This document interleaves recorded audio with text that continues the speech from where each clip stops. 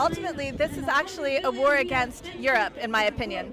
Russia has been supplying gas to Germany and other countries within Europe. The United States attacked the Nord Stream pipeline to put an end to that. It's getting very vicious. With Biden, who's publicly said that he's going to end the Nord Stream 2, you have Victoria Nuland, Undersecretary of State, which said that she's glad that the Nord Stream 2, after it was blown up. And then you have Antony Blinken, who said similar statements. And then, of course, you have the Seymour Hersh report that which corroborates a lot of the information that we already knew. Because and I think that it's really surprising and shocking that European countries have not spoken out against the United States' sort of role in this, and it's a shocking and sad.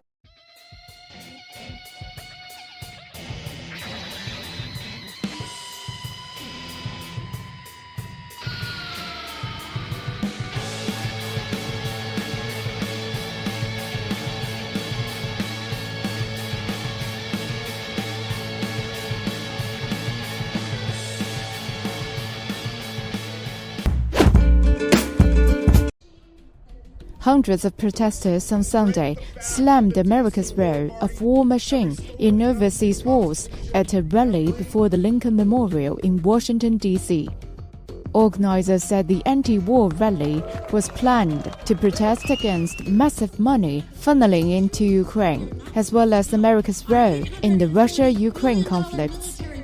The U.S. has been stoking this for some time, and warmongering.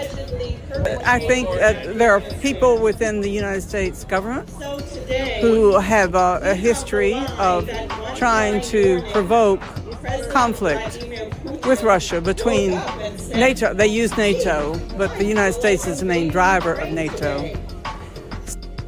This unipolar world that the West is running is evil.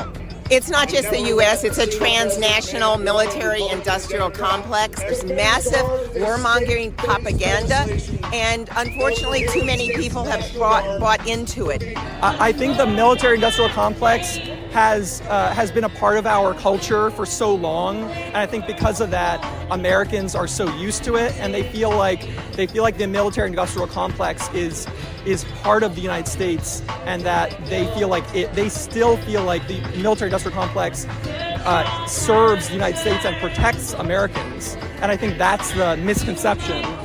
It's way out of control. I mean, I think we, as a country, need an organization that is designed to help us defend our country, but it's gotten way out of control, and it's not doing the will of the American people. It's making decisions without consulting us.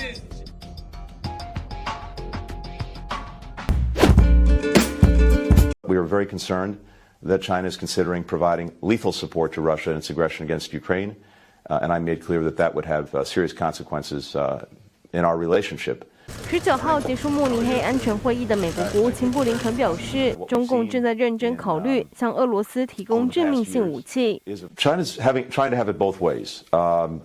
Publicly, they present themselves as a country striving for peace in Ukraine, but privately, as I said, we've seen already over these past months the provision of non-lethal assistance that does go directly to aiding and abetting Russia's war effort. 18号，中共中央外事工作委员会办公室主任王毅出席慕尼黑安全会议期间，会见了乌克兰外交部长库列巴，强调中方始终站在和平一边。王毅访欧行后前往俄罗斯。俄罗斯工商日报报道，王毅已经抵达莫斯科，准备讨论俄乌和平计划。不过，欧盟执委会主席范德莱恩在此之前就点名中共的亲俄立场。China has taken side very clearly. It has signed the unlimited friendship agreement with Russia. So it has taken a specific position. We should keep that in mind. China is not neutral towards the whole process.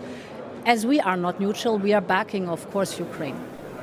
华尔街日报报道，中共访问莫斯科，凸显出北京正在深化与俄罗斯的关系。新唐人亚太电视黄亮简张麒麟综合报道。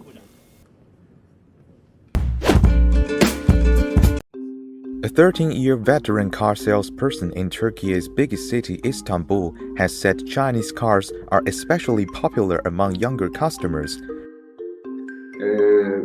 Çok hızlı adapte oldu Çin bu konuda. Pandemi de aslında krizi fırsata çevirmeleri için bir yardımcı unsur oldu diyebiliriz. Geçtiğimiz haftalarda Chery hatta İstanbul'da Intercity'nin şu anda işlettiği Formula 1 pistinin orada bir lansman yaptı aslında. 3-4 tane farklı otomobil getirerek bir lansman yaptı. Yeni işbaşı yapmış, yeni otomobil sahibi olmaya başlayacak genç hedef kitle fiyat performans odaklı olarak Çin'in otomobilleri alacaklar. Eric Saudi said China's battery for electric cars is of better quality. Çin yeni bir batarya geliştirdi. Bu batarya şu an kullanılan elektrikli otomobil bataryalarından daha kaliteli, daha hızlı şarj oluyor, daha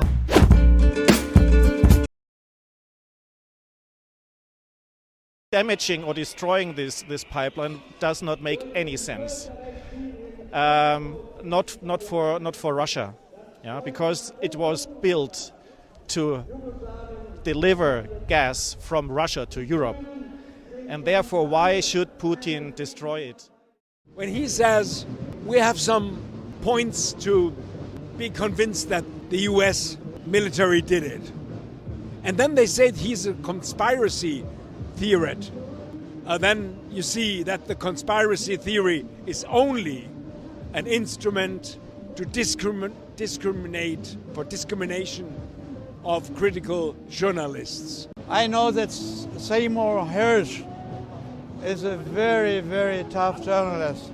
If it is true what he said, it would mean United States committed a military act, a war act against Germany, a terroristic act. This would be the end of the German-American friendship, and it would be the end also of NATO. We have an incredible journalist, Pulitzer Prize. Clean up our rivers, our wars to fix our crumbling schools. That by coming here today, by coming together across artificial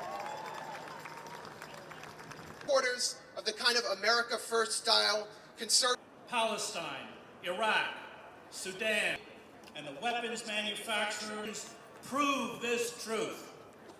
There's no reason for war. War is the absence of reason. So I don't support any war in any type of capacity. I think the best thing to do is to always talk. A conversation is the best weapon against war and corruption and greed and destruction and filth and crime. But yeah, military aid is not helping anything. And it's become a proxy war. The United States basically has economic interests, and they see Europe as the big prize, but Ukraine as a stepping stone. And Ukraine has more arable land necessary for agriculture than just about any place in that region. And that's why that and the natural gas is why it's such a big prize. I feel like NATO has been a force for destruction and aggression since its inception, since the 1950s, and since the collapse of the Soviet Union, they've had absolutely no role, no purpose for its existence, other than to expand and create a new mandate for its existence. So I think that now it's expanding its mandate into the Middle East, Libya. They've been responsible for wars and destruction for decades now, and I think that Americans still don't understand the danger that NATO poses for the world, including the United States. 1 year after Beijing hosted the 2022 Olympic Winter Games, enthusiasm among Chinese people for winter sports shows no sign of abating.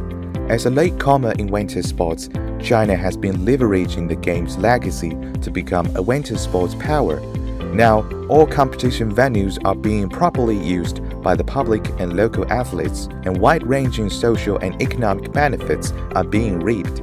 Big Air Shougang, a Beijing 2022 Games venue repurposed from a steel mill, has been turned into an outdoor sporting resort that operates year-round. 那现在呢，我们会把冬奥会大跳台的场馆，还有4块冰是当时国家队的训练场馆，这些场馆呢，我们都会做好这个赛后利用，还有冬奥场馆的独特的魅力，尽情的向社会公众去进行一个最大化的展示。The National Aquatic Center, dubbed as the Ice Cube to host the Beijing 2022 curling competitions, has been used for both elite-level sports and tourism purposes. Also, as a swimming and diving venue at Beijing 2008, the center provides swimming pools for visitors as well. 赛前我们设想的冰水双区，向公众同时提供水上和冰上运动体验的这个承诺，算是完全落地了。Meanwhile, people's love for winter sports has been spreading. This year, many people chose to spend their 7-day Spring Festival holiday at ski resorts. 这个就写到整个规模呀，包括那个这个场地选择呀、规划呀，都不错。山西大同过来的，这边滑雪已经滑了够2年了，才是路程要长得多，感觉挺好。The mushrooming interest in winter sports has driven consumption in related fields. According to a recent report released by Beijing 2022 Organizing Committee, the market size of China's ice and snow industry is expected to surpass 1 trillion yuan in 2025. By then, about 5,000 schools across China are set to include winter sports in their curriculum.